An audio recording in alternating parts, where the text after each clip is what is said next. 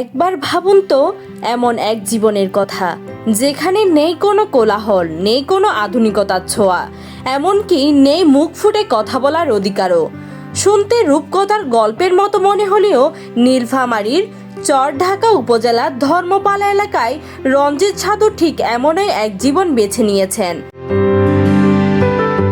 টানা 12 বছর ধরে কারো সাথে কথা না বলার কঠিন প্রতিজ্ঞা নিয়ে তিনি এখন বসবাস করছেন মাটির 10 ফুট নিচে এক অন্ধকার গুহায়।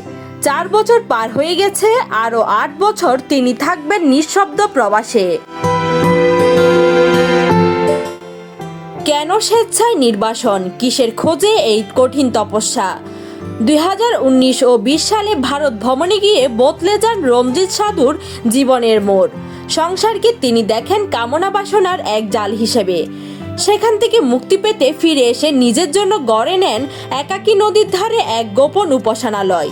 ভাতের স্বাদ ভুলেছেন বহু আগে। এখন তার খাদ্য তালিকায় কেবল কলা, ভুট্টা আর শাকসবজি। নিজের মনের ভাব প্রকাশ করেন ইশারায় কিংবা খাতায় লিখে। তার ভাষায় আধ্যাত্মিক সিদ্ধি লাভ করতে হলে সংসারের মায়া ত্যাগ করে সাধুদের মতো নিঃশব্দ থাকাই শ্রেয়।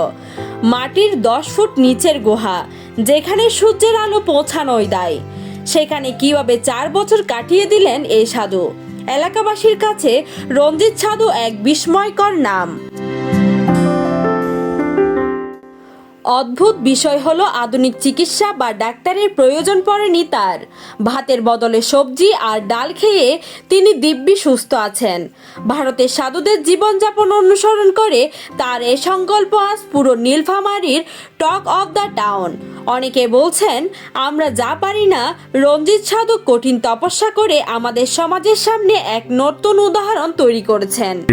মানে শাকসবজি রান্না করে খান, নিরামিষের মধ্যে ফলমূল এগুলো। মেয়ে আছে, মেয়ের তো বিয়ে হয়েছে, ছেলের মধ্যে 2টার বিয়ে আছে, ছোট ছেলে পড়ালেখা করতেছে। তবে প্রশ্ন হলো, এটি কতটা যৌক্তিক? রঞ্জিত সাধু খাতায় লিখে স্পষ্ট জানিয়ে দিয়েছেন, 12 বছর পূর্ণ হলেও তিনি আর পুরনো সংসারে ফিরে যাবেন না। তার এই যাত্রা নিঃসঙ্গ কিন্তু গভীর প্রশান্তির যাত্রা। যান্ত্রিক জীবনের এই ইঁদুর রঞ্জিত সাধুর জীবন আমাদের মনে করিয়ে দেয়, পৃথিবীতে এমন মানুষ আছে যারা শান্তির জন্য সবকিছু ত্যাগ করতে দ্বিতীয়বার ভাবেন না। News desk, Hindus news.